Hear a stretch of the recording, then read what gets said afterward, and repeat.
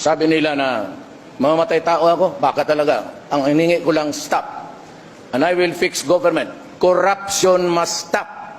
If I'm into the presidency for 2 weeks, tapos walang maniwala sa akin, walang susunod, then even if you give me 10 years, I will not be able to do it.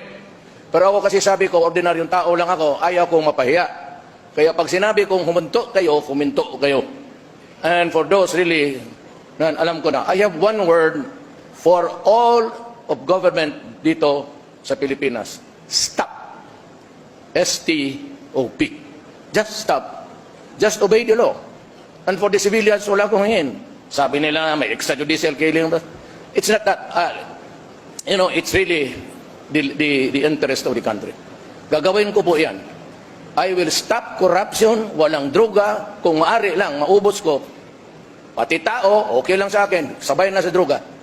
Criminality, ganoon rin. I will be harsh. And I'm warning you about in the horizon the coming of terrorism. Pareho yan. But I have to talk to the Mindanao people for peace. Hindi ito makaya kung anong-anong usapan o gera.